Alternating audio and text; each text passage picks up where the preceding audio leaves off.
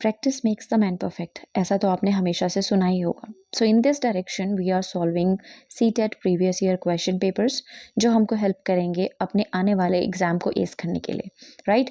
सो हमने अपने पहले पार्ट में 5 क्वेश्चंस को सॉल्व किया था CDP, अब हम उससे आगे बढ़ रहे हैं और अपने नेक्स्ट क्वेश्चन को सॉल्व कर रहे हैं। सो ये क्वेश्चन कहता है, at which level of Lawrence Kohlberg's moral reasoning do children typically believe that people should live up to the expectations of the society and behave in good veg.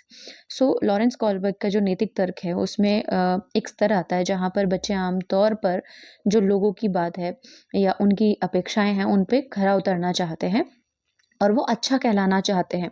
तो ये जो व्यवहार है ये कौन से स्तर पर दिखाई देता है? एज वी नो कि कॉलबर्ग ने जब अपनी थियरी दी थी मोरल रीजनिंग की, तो उन्होंने 3 लेवल का जिक्र किया था। कौन सा? Pre conventional, conventional and post conventional. यहाँ पर जो चौथा ऑप्शन है प्री ऑपरेशनल लेवल, ये पियाजेट की थियरी में से एक टर्म है, एक लेवल है। और ये जो तीनों है फर्स्ट, सेकंड एंड थर्ड, ये आपके लॉरेंस कॉलबर्ग के हैं। तो आइए इसको एक बार समझ लेते हैं, then we will come back to the question. So as we know, ये जो चरण है, ये जो लेवल्स हैं लॉरेंस कॉलबर्ग की थियरी में, ये हर एक स्तर पर बच्चे का जो रीजनिंग है, बेसिकली मोरल रीजनिंग है, वो किस तरीके का होता है वो बताता है। जब हम पहले कुछ स्तर की बात करते हैं तो यहाँ पर बच्चा अपने पेरेंट्स के या अपने बड़े लोगों के या समाज के बेसिकली रूल्स और ऑर्डर्स को फॉलो करता है।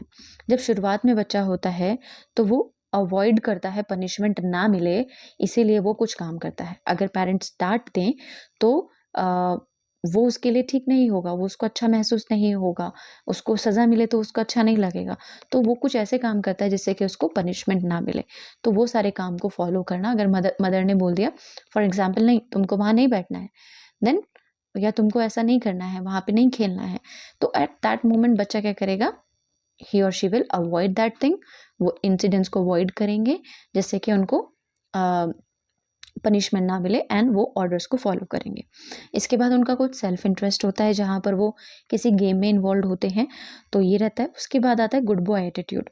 जब हम कन्वेंशनल लेवल में बढ़ते हैं जहाँ पर हम दूसरों के साथ फ्रेंडशिप करते हैं, ग्रुप्स बनाते हैं, ये वो वाला लेवल आता है।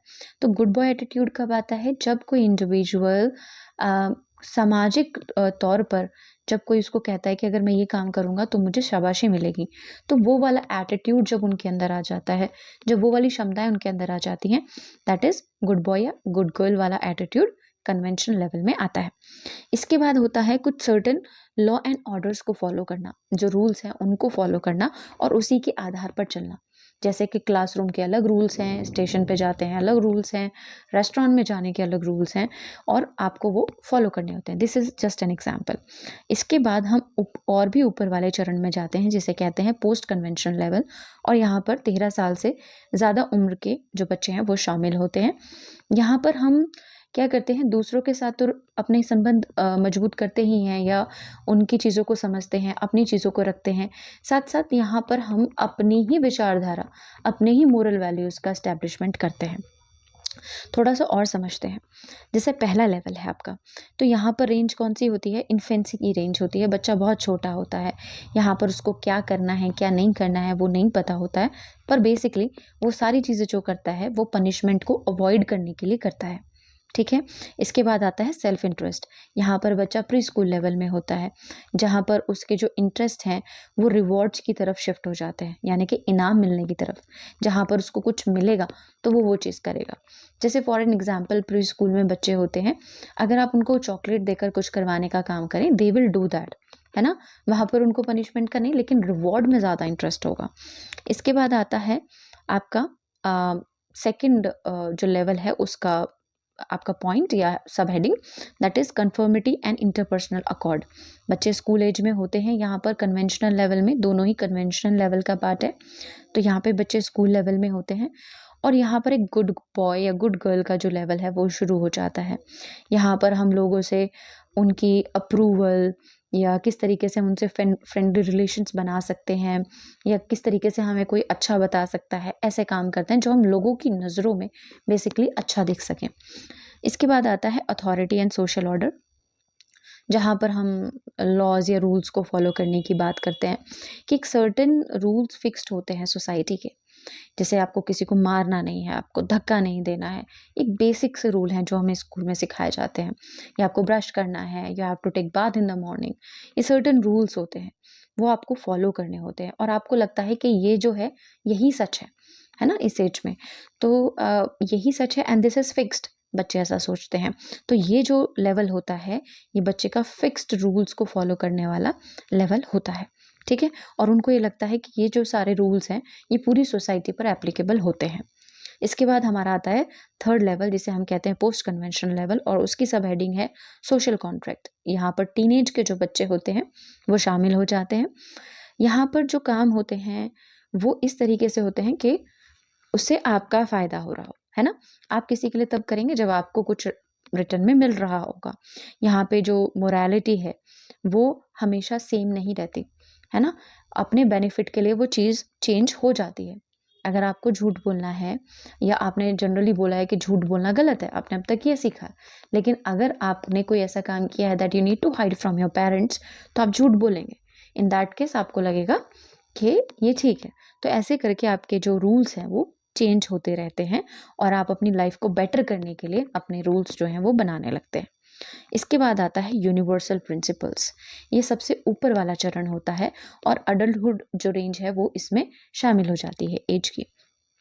यहाँ पर जो मोरालिटी है वो म्यूचुअल बेनिफिट्स पर काम करती है, यानी कि आप अपने लिए अपने रूल सेट कर लेते हैं कि हाँ ये म्यूचुअली ठीक है ना? कि किसी को भी ठेस पहुंचाना, चाहे वो मानसिक रूप से हो या फिजिकली हो, वो ठीक नहीं है ना? पर लेकिन अगर वो अपनी सेफ्टी के लिए है देन इट इज़ राइट। तो इस तरीके के जो रूल्स हैं we follow according to our self, our life, everything. Correct. So यहाँ पर जो सही ऑप्शन होगा वो कन्वेंशनल लेवल होगा। जैसे कि हमने जाना कि गुड बॉय या गुड गर्ल का एटीट्यूड आपके कन्वेंशनल लेवल में आता है, जो कि 10 से 13 साल तक की उम्र में है। बढ़ते हैं नेक्स्ट क्वेश्चन की तरफ। ये थोड़ा सा बड़ा क्वेश्चन है रीडिंग के पर्पज से अगर देखा जाए, लेकिन इजी क्वेश्चन है, ठीक है? यहाँ पर आपको एक असर्शन दिया गया है और उसका रीज़न दिया गया है और फिर 4 ऑप्शन दिए गए हैं। देखिए कैसा है। Interaction with more knowledgeable others such as teachers and peers can provide the necessary support and guidance to help learners develop their understanding and skills. कि अगर हम अपने मोर नॉलेजेबल अदर से, चाहे वो टीचर हो या पीयर्स हो, अगर उनसे हम इंटरेक्शन करते हैं तो वो हमें सपोर्ट और गाइडेंस का काम कर सकते हैं किसी भी लर्नर को, या तो उसकी अंडरस्टैंडिंग में या उसकी स्किल्स को इम्प्रूव करने में, है ना? कोई भी समझ विकसित करने में। रीज़न क्या दिया है? सोशल इंटरेक्शन इज़ अ की component of learning and development. कि सोशल इंटरेक्शन जो है वो एक की कंपोनेंट है, एक मुख्य रूप से की कंपोनेंट है अपने लर्निंग या डेवलपमेंट के लिए। अब ये कहते हैं कि दोनों ही गलत हैं, या ए और जो आर है वो ट्रू है, लेकिन आर जो है वो उसका सही एक्सप्लेनेशन नहीं है ए का। थर्ड ऑप्शन कहता है both A and R true but R is not the explanation. ठीक है, ये इसका एक्सप्लेनेशन नहीं है। A is true but R is false. इस तरीके से इन्होंने दिया गया है। थोड़ा सा ऑप्शन ऊपर नीचे हो गया है ये। सो इसमें ये वाइगॉट्स्की की थियोरी पर बेसिकली डिपेंड करता है। अगर आप देखें वाइगॉट्स्की की थियोरी में उन्होंने बताया कि मोर नॉलेजेबल जो अदर होता है वो आपको एक सपोर्ट का काम करता है, एक गाइडेंस का काम करता है हमेशा ही, है ना? तो वो कहते हैं जो बच्चे की लर्निंग है या जो भी डेवलपमेंट है वो उसके सोशल इंटरेक्शन, लैंग्वेज और कल्चर से प्रभावित होता है। तो इस तरीके से हम कह सकते हैं कि ए भी सही है और ऑप्शन आर भी सही है। तो इंटरेक्शन ज़रूर करें टीचर और पीयर्स के साथ अगर आपको किसी भी चीज़ में सपोर्ट चाहिए, और सोशल इंटरेक्शन ज़रूरी है अगर आपको किसी भी स्किल को डेवलप करना है या लर्निंग कोई करनी है या कोई चीज़ में डेवलपमेंट करना है, तो आपको दूसरों के साथ इंटरेक्शन करके you will learn better and you will get support, you will get guidance. ऐसा कहते हैं वाइगर्ट्स की अपनी थियोरी के अंदर, ठीक है? तो बच्चे के लर्निंग और डेवलपमेंट में कल्चर, लैंग्वेज और सोशल इंटरेक्शन का मेन रोल होता है। तो ये दोनों असर्शन और रीज़न दोनों के दोनों ही सही हैं। बढ़ते हैं नेक्स्ट क्वेश्चन की तरफ। What is the main role of assessment for learning? आकलन का मुख्य लक्ष्य क्या है? Basically assessment for learning, assessment of learning and assessment as learning, इन तीनों को हम जान लेंगे। लेकिन अगर आप इसका आंसर जानते हैं, do mark your answers in advance. इसका मेन गोल है to identify students who can be categorised as slow learners. कि क्या हम इसलिए असेसमेंट करें कि बच्चे को हम स्लो लर्नर्स के रूप में उनको कैटेगराइज कर पाएँ। सेकंड है to evaluate students performance and assign grades, के बच्चों की परफॉर्मेंस को हम इवेल्युएट करें और उनको उनके हिसाब से ग्रेड्स जो हैं वो दें। To provide feedback to students that can be use to improve their learning, कि हम बच्चों को फीडबैक प्रोवाइड करें जिससे कि उनकी लर्निंग जो है वो बेहतर हो सके। फोर्थ ऑप्शन है to compare students performance to a standard और बेंचमार्क, कि हम इसलिए असेसमेंट करें कि बच्चे की जो परफॉर्मेंस है उसको एक बेंचमार्क जो सेट किया हुआ है उसके हिसाब से कंपेयर कर सकें। अब ये असेसमेंट फॉर लर्निंग है, ठीक है, हम लर्निंग के लिए असेसमेंट कर रहे हैं, तो इसका मतलब हम बच्चे को फीडबैक प्रोवाइड करना चाहते हैं। अगर आप स्टार्टिंग के दो ऑप्शन देखें तो they are like bit negative, right. हम किसी भी बच्चे को कैटेगराइज नहीं करते हैं, that is not a good pedagogical skill. दूसरी चीज, हम बच्चे को सिर्फ उसकी परफॉर्मेंस इसलिए नहीं देखते कि हम उसको ग्रेड्स हमको देने हैं, है ना। समटाइम्स वी असेस कि हमें बच्चे का लेवल पता चले और उसके हिसाब से हम प्लान बना सकें और उसी हिसाब से हम उसको फीडबैक दे सकें, करेक्ट। तो assessment for learning is for for the feedback. It enables the teacher to use information about students, कि किस तरीके से हम बच्चे का लेवल जो है उसको जानें और उसके हिसाब से उसके प्लान बनाएं, उसकी नॉलेज कितनी है, वो कौन सी स्किल अभी उसके पास है और कौन सी स्किल हमें उसे सिखानी है, इस चीज़ पर फोकस कर सकें। Then teachers provide feedback to students about their learning and how to improve it, correct. इसके बाद है असेसमेंट एज लर्निंग। यहाँ पर बच्चे जो हैं वो लर्निंग प्रोसेस में इन्वॉल्व होते हैं, where they monitor their own progress, अपनी ही प्रोग्रेस को मॉनिटर करते हैं कि हम कितना आगे बढ़े, क्वेश्चन पूछते हैं और अपनी स्किल को प्रैक्टिस करते हैं। Students use self assessment and teacher feedback to reflect on their learning. Students क्या करते हैं, अपना सेल्फ असेसमेंट करते हैं और टीचर्स से फीडबैक लेते हैं अपनी लर्निंग के बारे में और कंसोलिडेट करते हैं टूवर्ड्स लर्निंग गोल्स, के अपने गोल्स तक पहुंच सकें। ये बेसिकली क्लासरूम में ही होता है, जब बच्चे क्वेश्चन पूछते हैं, अपनी नॉलेज को और रिफ्रेश करते हैं, करेक्ट। उसके बाद है असेसमेंट ऑफ लर्निंग। अब जब यहाँ पर कुछ सीख लिया है तो अब हम उसका असेसमेंट करेंगे। Assist teachers to use evidence of students learning to assess students achievement against learning goals and standards. यहाँ पर टीचर क्या करता है, बच्चे के लर्निंग गोल्स को उसने कितना अचीव कर लिया है उस अचीवमेंट को देखता है। This is assessment of learning. Moving on to the next question. At which age can children engage in wordplay and like jokes and riddles that involve a play on words? अब वो बच्चा किस उम्र में होता है जब वहाँ पर वो वर्ड प्ले करने लगता है, वर्ड्स के साथ खेलने लगता है, वो जोक्स और पहेलियाँ जो है उनको समझने लगता है और उनके साथ खेलने लगता है। क्या 12 साल की उम्र में ऐसा होता है, 1 साल की उम्र में बच्चा ऐसा कर लेता है, 3 साल की उम्र में ऐसा कर लेता है, या 7 साल की उम्र में बच्चा ऐसा कर लेता है? तो अगर हम देखें तो 12 साल की उम्र में बच्चे के पास पूरी भाषा होती है ना? वो अपने विचारों को अच्छे से आपके सामने रख सकता है। पूरी लैंग्वेज उसके पास होती है। 1 साल के बच्चे के पास लैंग्वेज नहीं होती है, उसके पास बेसिकली अपने एक्शंस, रिफ्लेक्सेस और आपके मोटर रिफ्लेक्सेस होते हैं। 3 साल का जो बच्चा है वो भी अच्छे से भाषा का इस्तेमाल कर लेता है, लेकिन इतना नहीं हो सकता कि वो वर्ड्स या पहेलियाँ या जोक्स को बेहतर तरीके से समझ पाए। व्हेयरएज़ अगर हम चाइल्डहुड की 7 इयर्स ऑफ एज की बात करें तो यहाँ पर बच्चा छोटी-छोटी पहेलियाँ, छोटे-छोटे वर्ड प्ले और कुछ जोक्स समझने लगता है। So I guess that this is the right option. So option number 4 is the right option, जहाँ पर बच्चा वर्ड प्ले में इन्वॉल्व हो जाता है। नेक्स्ट क्वेश्चन है, ऑलरेडी क्वेश्चन आंसर मार्क है बट हम फिर भी इसको समझेंगे।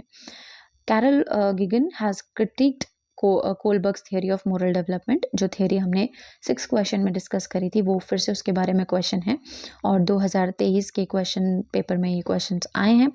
तो इन्होंने कहा है कि जो मोरल डेवलपमेंट थियरी है कोलबर्ग के द्वारा, उसे किसी ने क्रिटिसाइज किया है।